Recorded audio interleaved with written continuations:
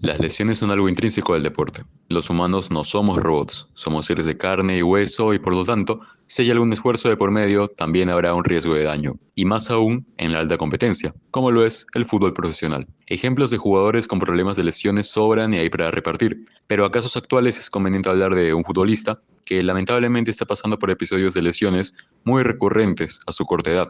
Se teme que esto pueda mermar su carrera profesional o, en un caso extremo, terminar con la misma. Sí, me refiero a Pedri González, un interior, un medio creativo con unas condiciones brutales, condiciones para poder ser uno de los mejores mediocampistas de su generación, si no el mejor. Claramente el potencial está ahí, pero si agregas a la ecuación los inconvenientes físicos, uno se pregunta, ¿qué tanto afectarán las lesiones a su desarrollo? ¿Le impedirá alcanzar su máximo potencial? Mi opinión y análisis en breve. A por ello. ¿Qué tanto peso pueden tener las lesiones en el desarrollo de un futbolista? Sobre todo de los más jóvenes, y específicamente en uno que tiene el potencial de ser un jugador intergeneracional.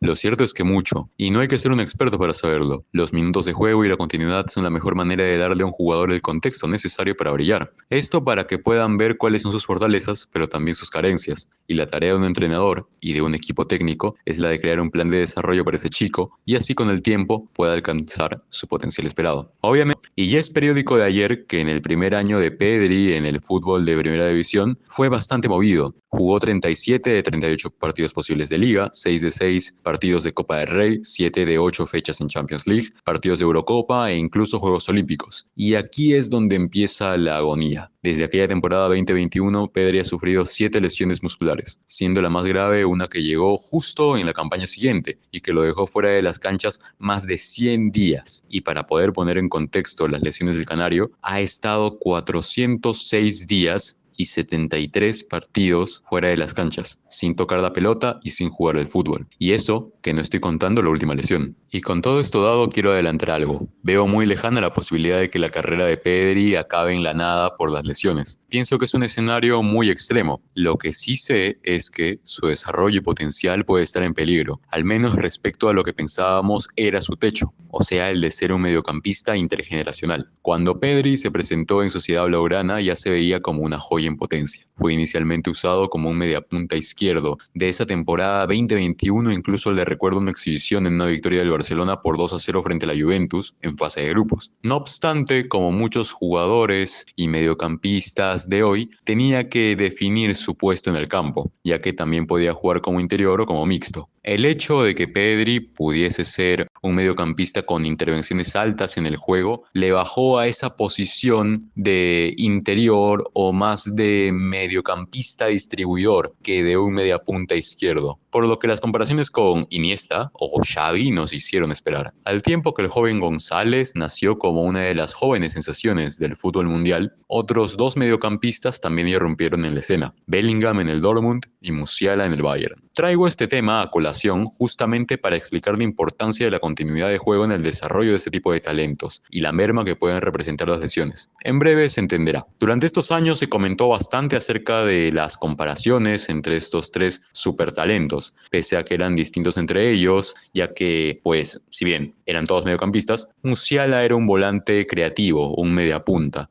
Bellingham un box-to-box, o en su defecto un medio llegador, y Pedri ya estaba haciendo una transición a ser un distribuidor interior. Pero justamente lo que marca que un jugador salte de ser una joven promesa y sensación a ser un clase mundial es tener un impacto mayor en el juego colectivo desde su rol de juego. Un refinamiento hacia la élite en sus atributos dominados y una evolución en los aspectos de su posición que sí o sí va a tener que requerir y que puede no controlar en un momento determinado. Ejemplificando, en sus años de debut ya podíamos identificar los altos y los bajos de cada uno. A Pedri apreciarle una gran facilidad para progresar el juego. Con 18 años ya tenía métricas sorprendentes en pases progresivos, pases clave y la efectividad de los pases. A Bellingham una capacidad física imponente en los duelos, gozaba de percentiles más que dignos en bloqueos de pases y tenía una asistencia y una llegada temible de la misma manera. Un perfil de un mediocampista todoterreno. En Musiala una habilidad intergeneracional en conducciones progresivas y regates. Era evidente que cada uno de ellos gozaba de un rol distinto, apuntaban a roles distintos. Y es que justamente este tipo de posiciones te exigen, además de las características que dominas, otras que tienes que ir sumando a tu juego. Pedri, para ser un interior de élite, sobre todo en equipos de posesión, había de tener un buen pase y progresión de balón, pero también aptitudes de recuperación para poder ayudar al equipo a mantener el control. La posición de box to box también le exigía a Bellingham mayor intervención en el juego vía pases clave,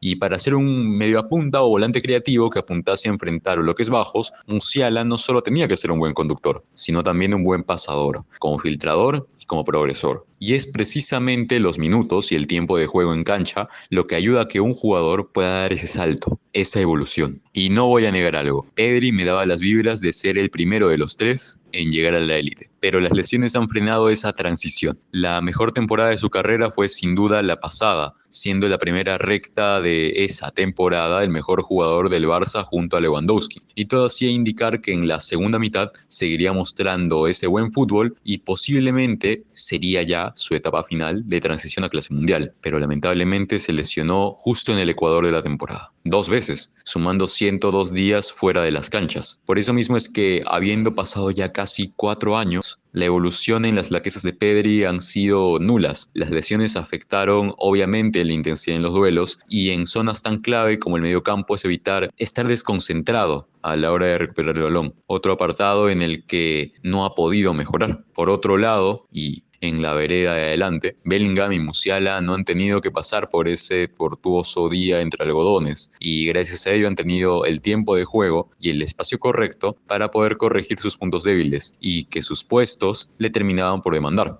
Jude se volvió muy implicado en secuencias elaborativas, no siendo el metrónomo de sus equipos, pero sí útil para comprender mejor el juego con balón. Ubicándose incluso fuera de posición en el Madrid, se ubica entre el 5% de mediocampistas con más pases progresivos en esta temporada. Y es que en esta campaña Bellingham ha despegado directamente a la élite. Ya no solo es uno de los mejores mediocampistas del mundo, sino que ha entrado en la pelea para ser uno de los mejores jugadores del mundo. Con Musiala se está dando esa transición final a ser élite. Su visión y creatividad mediante la filtración de pases se ha despuntado, que va de campaña, complementando los dos requisitos para ser un mediopunta de época: progresión en conducción y en pase. Creo que queda lo suficientemente clara la merma que significan las lesiones en estos casos. La verdad es que Pedri sigue siendo un talentazo, una joya, pero necesita de esa regularidad de partidos para poder confirmarse y establecerse. Y con las lesiones en la mochila, pues no solo provocan que lo anterior se complique, sino de que incluso puede afectar